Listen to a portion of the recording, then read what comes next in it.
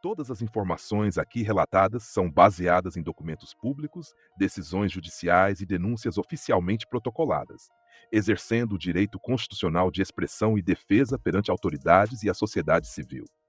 Não se imputa crime a nenhuma autoridade, apenas se descrevem fatos para conscientização pública e proteção de uma criança em risco.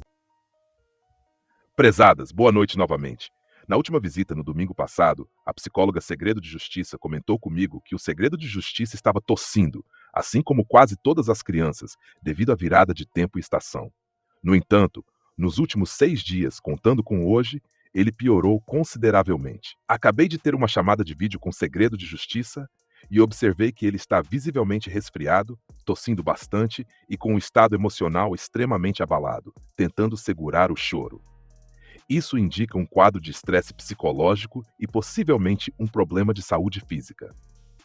Solicito imediatamente informações detalhadas sobre seu estado de saúde, cuidados recebidos e medicação administrada, além de um relatório médico atualizado. Peço urgência na resposta, pois sua saúde está claramente comprometida. Aguardo o retorno com as devidas informações, pois o estado dele é preocupante e não pode ser negligenciado. Atenciosamente, Jonatas. Médico. Ontem, 5 horas da manhã. Então, eu tava tossindo. Aí o doutor deu 10 dias pra testar. Pai. E vários medicamentos. Tá, só queria te falar, fez um escândalo pra não ir. Eu não fiz um escândalo. Ele falou que você que ia levar ele, você que não fez. Não, tira. Levar ele na segunda-feira, Tira. jamais. Que foi isso? Calma. Chorou que eu não ia. Entendeu? Esse tratamento é por 10 dias. Mas provavelmente eu vou pra escola. Ela falou que iria no caso 5 da manhã. É. Do outro dia, do sábado, então. Não, tipo, vamos supor, ontem era noite, certo? Sexta-feira. É, sexta-feira. À noite. Não, ontem sábado. Ontem Hoje foi sábado. Foi sábado, à noite. Meia-noite, passa meia-noite, aí foi 1, 2, 3, aí chegou 5 horas da manhã. Aí a tia chegou, levou nós, por causa que ela é esperta. A tia Então, 5 horas da manhã de sábado. Certo, É não. isso? Ou 5 horas da manhã de domingo, que é hoje? É, domingo. Hoje? Por causa que hoje. Você foi hoje pro médico? Hoje. 5 horas da manhã? É. Da madrugada de hoje? Domingo, por causa que meia-noite já não é dia. Passa, não é dia. Mas foi de sábado? De domingo, pai. De hoje? Não. Foi de hoje. Tá certo. Aí nós fomos pro médico, aí falou que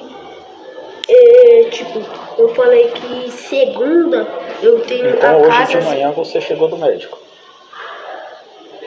Cheguei, umas 7. Umas 7 horas da manhã você chegou do médico? Uhum. Essa madrugada? Foi, né?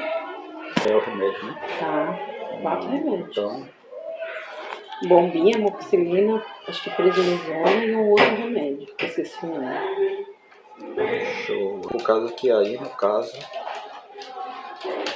quer dizer que faz menos de 12 horas que ele tomou o remédio. Daí a amoxicilina só entra no organismo depois de 3 dias, né? Uhum. Agora não faz efeito nenhum, né? É. É 72 horas pra começar a fazer efeito.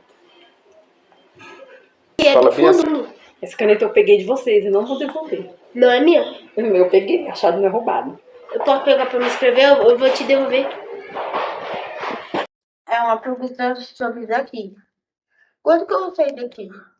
Quando? Daqui, desse abrigo. Desse abrigo? É. E a pergunta? Eu gosto que eu queria ir embora daqui. Você quer ir embora daqui, pai? Por quê? Pode falar com o pai. Eu não te chamo. É o quê? Eu não te chamo. Eu queria ficar aqui. Você não quer ficar aqui, meu amor?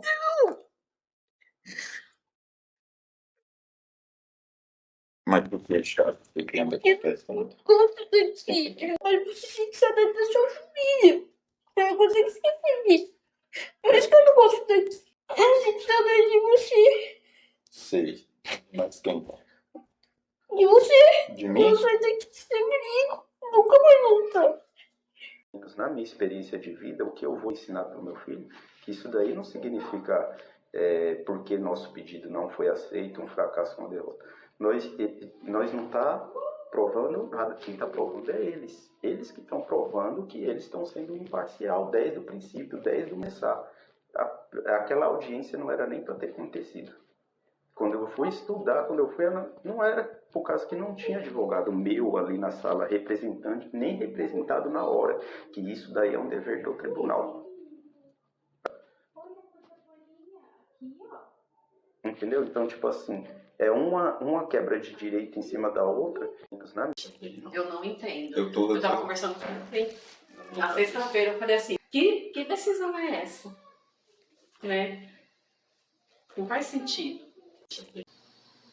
Não vou nem me colocar no seu lugar, mas a gente sabe que é um processo muito demorado, né?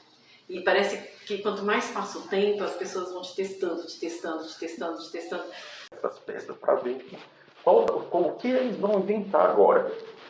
Foi isso que eu fiz. Entendeu? Coloquei as peças que faltavam, que era o quê? Era a visita domiciliar, era o advogado no processo, pronto. Coloquei as peças que faltavam. Vamos ver agora o que falta. Agora não falta mais nada. Espera aí, vocês querem nos oprimir, nos retalhar até quando? Não é caso de vamos ver, vamos testar, vamos readaptar. Não é. Não é. Fisicamente e psicologicamente. Então, os direitos dele de escola era garantido assidualmente. Então, ou seja, não provou nada. Assim, vocês devem. Vai fazer muito bem pra ele. Enquanto abrir, entendeu? Vai fazer muito bem. Ele hoje vai ganhar um dia com isso. Olha o rosto dele. Eu queria tirar uma foto agora do rosto de reprovação dele. Agora que você falou a palavra que ele vai ganhar um dia. Ele iria ganhar o dia se ele fosse. Ele iria ganhar o dia se ele fosse lá para o bairro onde ele conhece, se ele fosse visitar as pessoas que ele já conhece, se ele fosse visitar os amiguinhos que ele já conhece. Assim que iria mudar o dia. Opa, espera aí, agora sim, agora eu saí para um passeio de verdade, no qual eu tô matando a saudade. Você entendeu? Bom, por hoje é isso.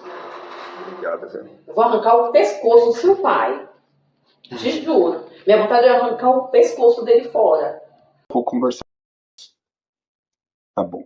Porque esse é o caminho, né, que a gente está fazendo, que é o caminho que o fórum também pede, né, que a gente faça. E aí já vai ter o nosso relatório de agora também, que vai ser feito provavelmente essa semana. E aí a gente tem que colocar essas saídas, né, de como está sendo. Então, o quê? A princípio é muito lindo. Aí a gente vai entender. Aí a próxima extensão é a gente pedir o pernoite para sua casa. E aí, da outra próxima, aí vai indo, vai aumentando, entendeu? Pode passar da sexta, aí a gente vai aumentando os dias, né? Que é essa a previsão. Aí a gente pensa... A equipe técnica não parou ainda, tirado brutalmente, e aí no decorrer de um ano, nada foi provado, e aí ele vai retornar degradualmente. Entendi. Tá bom. Beleza. A gente sabe disso. Vocês que mandam. A gente sabe disso. Mas a gente tá fazendo o melhor para que ele retorne. Tá. Entende? Se a gente vai contra o fórum, nesse sentido, a gente não vai conseguir. Não é contra o favor ao fórum. Tem que ir a favor ao bem-estar psicológico, mental e aos direitos do... É isso que nós temos que ir a favor. Mas a gente não vai contra. Tá certo. Tudo bem. Porque senão a gente também vai acabar atrapalhando e ele vai acabar ficando aqui mais tempo. Tá aí bom. O psicológico dele vai ser pior. Tá certo. Entende? Manda quem pode, obedece quem tem juízo. Era isso. Vocês mandam e eu tenho juízo e eu obedeço. Não, a gente está fazendo o que a gente pode para intermediar entre você e o fórum. está pensando no bem-estar dele para ele retornar para casa o quanto antes. Porque se Quanto antes é na mesma velocidade que ele pegou e entrou aqui, nada foi provado, já era, né? Acabou. Isso aí é uma briga grande que a gente... Aí, você já fez as tentativas, você viu as respostas que você teve? Sim. Então, e se a gente for igual, na mesma proporção, a gente não vai conseguir. Entendi. Entendeu? Uhum. Plenamente. Licença. Precisa ser essa forma. Não, foi com... Não é que você faz parte do sistema, entendeu? Porque quando ela foi retirada, ele foi retirado traumaticamente. Essa criança está retirada seguramente para a escola e ela foi retirada do Instituto Brasileiro de Transformação pela Educação, onde ela tinha assiduidade e o presidente da instituição assim, falando, olha, precisando, não está só aqui minha assinatura e meu carinho, mas precisando eu ser testemunha, pode me chamar. Então, ou seja, ele foi tirado traumaticamente. Assim, já a gente sabe por quê? Sem prejuízo, em vista do relatado sofrimento da criança, pelo prolongamento do acolhimento. Termo de audiência 29.07/2025. No dia 29 de julho de 2025, uma audiência que poderia ser um passo para reconstruir o vínculo entre pai e filho transformou-se num golpe profundo contra esse mesmo vínculo, resultando na suspensão das visitas paternas e na abertura de ação para a destituição do poder familiar. Pontos essenciais, fiéis ao documento.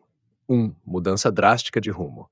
A própria equipe técnica do SAICA havia planejado propor extensão das visitas com pernoites, visando ao desacolhimento, mas alegando recusa de recebimento em visita domiciliar e comportamento do genitor, mudaram a recomendação para manutenção do acolhimento e reordenamento da criança. 2. Relatos sobre o termo descreve criança doce na escola, mas muito entristecida quando não está com o pai. Reforça que ele idolatra o genitor e mantém com ele um vínculo afetivo muito forte. Mesmo assim, esse vínculo foi usado como argumento para impedir o desacolhimento. Aquele povo lá do fórum não autorizou eu ir dormir na casa do meu pai. Autorizaram passar o dia e o meu pai não aceitou. Tem que ser do jeito que nós queremos. Ponto 3. Oitiva da criança. Apelo ignorado. Entrou na sala com semblante bravo, triste, emocionado, chorando e com raiva. Declarou de forma direta que quer sair do abrigo e voltar para a casa do pai. Pediu à juíza para passar o final de semana com o pai. Seu pedido foi completamente ignorado. 4. Manifestação do Ministério Público. A promotora não defendeu a manutenção das visitas. Pelo contrário, é desfavorável ao desacolhimento e irá propor ação de destituição do poder familiar. 5. Decisão judicial. A juíza acatou integralmente a manifestação do Ministério Público e decidiu suspender as visitas paternas por 60 dias. Determinar que o genitor se submeta a tratamento psicológico psiquiátrico. Manter o acolhimento e aguardar novos relatórios para reavaliação. Contradições e impacto humano. Contradição com o histórico anterior. Antes, o próprio setor técnico já havia registrado o vínculo afetivo e até cogitado ampliar o convívio para pernoites. Decisão punitiva. Sem apresentar novas provas de risco, a decisão isola ainda mais a criança que já está há mais de 16 meses em acolhimento forçado. Violência institucional. Ao ignorar o apelo direto de a decisão reforça uma narrativa onde a palavra da criança e a preservação do vínculo afetivo são desconsideradas.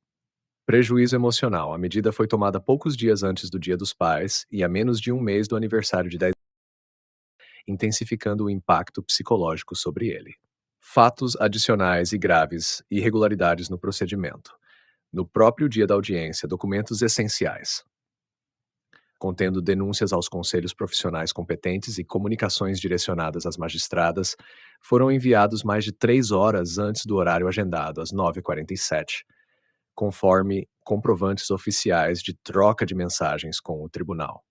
Ainda assim, não apenas o genitor foi impedido de ser ouvido, como também o termo de audiência contém afirmações falsas sem comprovação documental que divergem do que de fato ocorreu. Segundo o histórico processual, a audiência foi gravada. Caso haja câmeras no corredor em frente à sala, será possível comprovar o indivíduo sozinho, após a psicóloga solicitada a se retirar. Antes disso, a juíza já havia impedido o protocolo dos documentos no cartório, repetindo postura adotada na audiência de 29/10/2024, quando se recusou a ouvir o genitor. Por esse motivo, todo o material foi levado impresso para protocolo formal. O único representante da Defensoria Pública, o advogado do também foi ordenado pela juíza a se retirar da sala para que o menino fosse ouvido sozinho. Ao ver o advogado fora, o pai questionou: "Espera aí, doutor, a psicóloga pessoal do menino saiu da sala, eu estou proibido de entrar, e o que o senhor está fazendo aqui fora com o ouvido sem os principais defensores e interessados para resguardar a palavra da criança?" Quote. É procedimento normal deles, padrão de praxe. Logo depois, a sala desmoronado, chorando de soluçar, com dificuldade para respirar e falar. Na sequência, a gerente do abrigo leva agora. O pai nunca mais teve contato com o filho, nem mesmo por ligação. O abrigo passou a alegar que ele não estava mais lá. Entretanto, 14 dias depois da audiência, o processo ainda não continha informações sobre qual novo abrigo a juíza determinou para o reordenamento. Conclusão. Essa audiência não apenas definiu medidas processuais, ela redefiniu o destino de uma criança, aprofundando seu sofrimento e afastando-a do único vínculo afetivo estável que possui: o pai. Pior, o fez em meio a procedimentos obscuros, possíveis ilegalidades e omissões, cujo impacto humano é devastador e documentado. Segundo manifestação oficial do Ministério Público, constante dos autos de medidas protetivas em favor de segredo de justiça, o órgão registrou o seguinte: A última manifestação do genitor, segredo de justiça, revela inconformismo com a suspensão das visitas, determinada em audiência concentrada, e demonstra postura reiterada de enfrentamento e desqualificação dos profissionais envolvidos no acompanhamento da criança e da família. Esse trecho mostra a narrativa de inconformismo do pai, mas silencia que não houve qualquer escuta qualificada nem dele, nem da criança, e que sua resistência não era contra a proteção, mas contra irregularidades e omissões da rede. Um exemplo concreto: em 28 de março de 2025, às 20h57 de uma sexta-feira, o pai fez um pedido formal de socorro via WhatsApp para a rede de proteção, informando que seu filho precisava de atendimento. A criança só foi socorrida 2 dias depois, às 5h da manhã de domingo, apenas porque havia visita marcada para as 9h do mesmo dia. A criança chegou do médico debilitada, como ela mesma relatou, às 7h da manhã, faltando apenas 2 horas para a visita do pai. Como confiar em uma rede que demora quase 3 dias para atender uma criança em situação de urgência? O genitor acionou diversos órgãos de controle e fiscalização, como o Conselho Nacional de Justiça, Conselho Nacional do Ministério Público, Conselhos Regionais de Psicologia, Conselho Regional de Serviço Social de São Paulo e outros, formulando reclamações contra a promotora de justiça, psicólogas, assistentes sociais e até mesmo contra o juízo, o que evidencia comportamento persecutório e desestabilizador, já observado desde o início do processo. O texto trata como comportamento persecutório aquilo que, na verdade, é direito constitucional, o de peticionar aos órgãos competentes. A Constituição Federal de 1988, em seu artigo 5º, inciso 34º, estabelece de forma expressa: são a todos assegurados, independentemente do pagamento de taxas, a. o direito de petição aos poderes públicos em defesa de direitos ou contra ilegalidade ou abuso de poder. B. A obtenção de certidões em repartições públicas, para defesa de direitos e esclarecimento de situações de interesse pessoal. Portanto, não há margem para outra interpretação: o exercício de questionar o Ministério Público, o Poder Judiciário e os conselhos de classe não constitui perseguição, mas sim o exercício legítimo de cidadania, garantido pela Constituição. Transformar o contraditório em acusação de perseguição inverte completamente a lógica do devido processo legal e atenta contra os fundamentos democráticos. Quando a representante do Ministério Público, ao classificar como persecutório aquilo que é o exercício de um direito fundamental, tenta deslegitimar o direito de defesa, está, na prática, impondo limites arbitrários à minha atuação defensiva. Isso configura uma afronta direta ao artigo 5º, inciso 55º, da Constituição Federal, que assegura aos litigantes, em processo judicial ou administrativo, e aos acusados em geral são assegurados o contraditório e ampla defesa, com os meios e recursos a ela inerentes. Além disso, ao restringir a defesa do pai e desconsiderar as necessidades da criança, a flagrante violação aos direitos da criança e do adolescente, assegurados pelo Estatuto da Criança e do Adolescente Lei nº 8.069 de 13 de julho de 1990, em especial. Artigo 5º, ECA, nenhuma criança ou adolescente será objeto de qualquer forma de negligência, discriminação, exploração, violência, crueldade e opressão, punido na forma da lei qualquer atentado, por ação ou omissão, aos seus direitos fundamentais. Artigo 7º, ECA, a criança e o adolescente têm direito à proteção à vida e à saúde, mediante a efetivação de políticas sociais públicas que permitam o nascimento e o desenvolvimento sadio e harmonioso, em condições dignas de existência. Artigo 100, parágrafo único, inciso 2º, ECA, a intervenção deve ser planejada e executada de forma a preservar a integridade física, psicológica e moral da criança e do adolescente. Portanto, a fala da promotora, ao tentar transformar um direito constitucional em perseguição, não apenas viola frontalmente a Constituição e o devido processo legal, como também atenta contra os direitos fundamentais da criança e do adolescente, impondo limites arbitrários à defesa e negligenciando os princípios da proteção integral e da prioridade absoluta. Importa destacar que desde os primeiros atendimentos pela rede de proteção, o genitor demonstrou dificuldade de relacionamento com todos os profissionais que lhe atenderam. Resistência às orientações técnicas e comportamento controlador e agressivo, inclusive com registros de acionamento da Guarda Civil Metropolitana e uso de linguagem ofensiva. Aqui se escondem contradições graves. Nos relatórios das próprias técnicas do abrigo, em gravações e registros documentados, há relatos de que o pai era formal demais. O que chamam de resistência às orientações técnicas, na prática, foi uma recusa de submeter-se a pressões que iam contra sua fé e contra sua cultura xamânica, reconhecida pela legislação brasileira como religião protegida. A resistência era contra a intolerância, não contra a proteção da criança. Além disso, sobre supostos registros de acionamento da GCM, o pai possui mais de 3 anos de gravações armazenadas em nuvem, que podem desmentir qualquer acusação de agressividade ou linguagem ofensiva. Onde estão os documentos que comprovam essas acusações?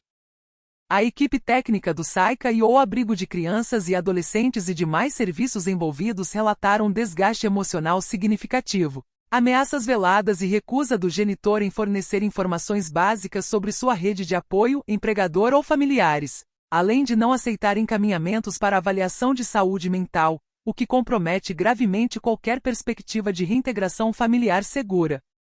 Novamente, afirmações sem provas. Todas as interações com o abrigo, durante 17 meses, foram gravadas integralmente e estão salvas em nuvem. Em média, uma vez por semana, por apenas 1 hora. Se houvesse ameaças ou recusa de informações, estariam registradas nessas gravações. Além disso, comprovantes bancários e documentos enviados ao abrigo foram simplesmente ignorados, sem serem anexados aos autos.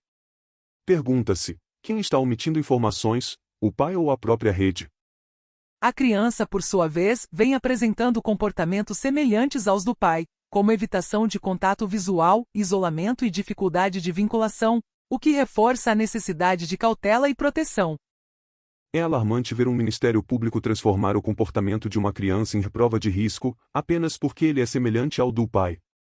A criança está isolada há 17 meses sob custódia estatal, longe da família, amigos, escola e atividades comunitárias. Esse isolamento institucional é o verdadeiro causador de retraimento e dificuldades de vínculo. No histórico escolar, quando estava sob os cuidados do pai, há registros de presença, assiduidade e bom desempenho, além de declaração do Instituto de Transformação pela Educação sobre sua participação ativa em contraturno escolar. O isolamento não nasceu na casa paterna, mas sim dentro do abrigo. Essas são as palavras oficiais do Ministério Público, mas a realidade que emerge das provas documentais e gravações mostra outra face, uma rede de proteção que demora 3 dias para atender pedidos urgentes, que envia uma criança doente para a escola sem os devidos cuidados, que bloqueia contatos em datas importantes como o Dia dos Pais e aniversário, e que sustenta acusações não comprovadas para prolongar um afastamento sem base técnica sólida. A pergunta que permanece é: até quando o segredo de justiça vai servir para silenciar a escuta do pai e da criança, em vez de protegê-los? Prezadas, boa tarde. Hoje é 10 de agosto de 2025, Dia dos Pais. Meu filho segredo de justiça não me ligou nem fez videochamada, assim como também não aconteceu na última quarta-feira, dia 6 de agosto. Conforme o termo de audiência, As visitas presenciais estão suspensas, mas não há qualquer proibição de chamadas de vídeo ou ligações. Por isso, gostaria de entender, ele não poderá ter nenhum contato comigo, nem hoje, nem nos próximos dias? Não se trata de punir o pai, mas sim de privar uma criança de 10 anos de um vínculo afetivo essencial para sua saúde emocional, especialmente numa data tão significativa. Cada ligação negada, cada conversa interrompida, representa mais um corte nesse laço que o tempo e a distância já vêm fragilizando.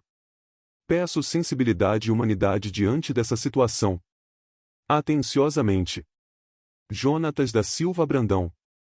Olá, bom dia. O segredo de justiça foi reordenado, conforme deliberação em audiência e não está mais conosco. Para maiores informações pode manter contato com a Vara da Infância.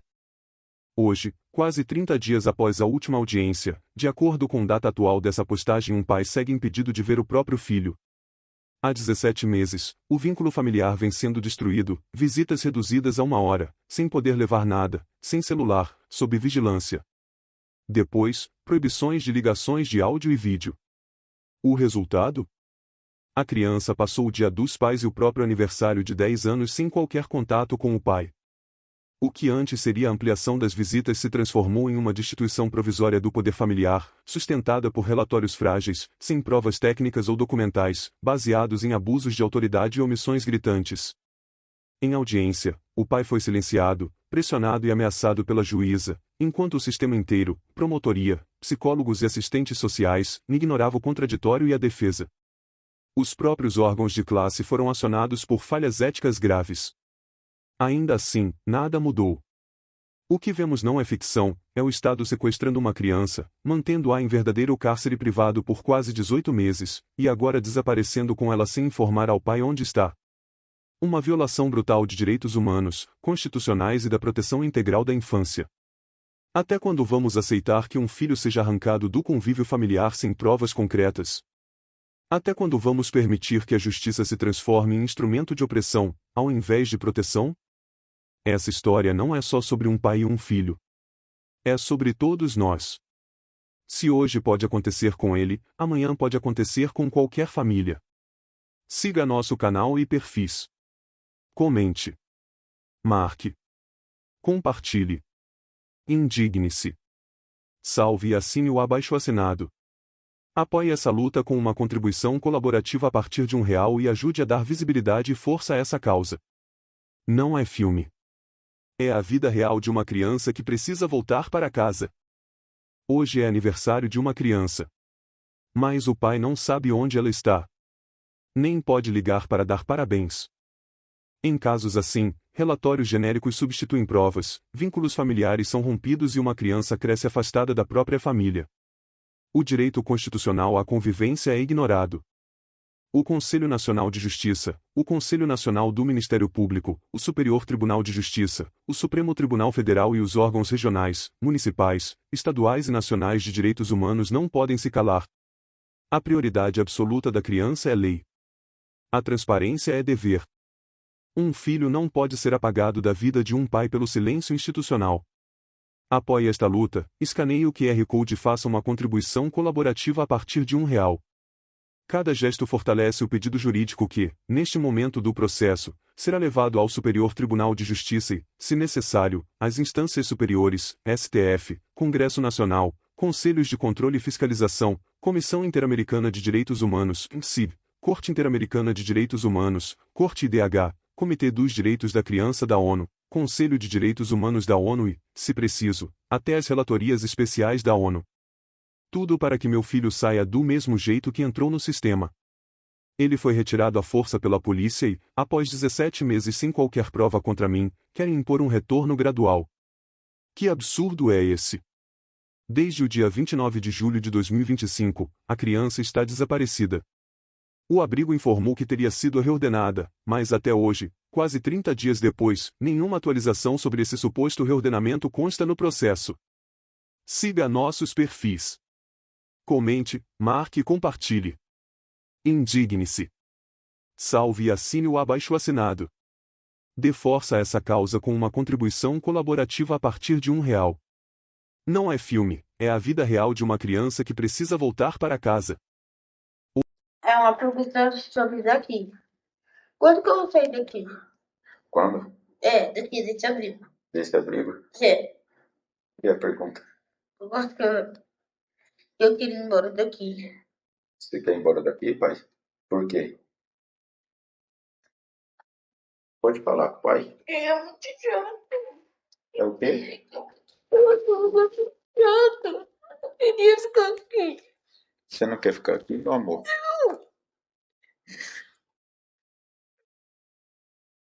Mas por que é chato? Você quer me confessar? Eu gosto daqui. Mas você tem que saber da sua família. Eu não consigo esquecer disso. Por isso que eu não gosto daqui. Eu sinto saudade de você. Sei.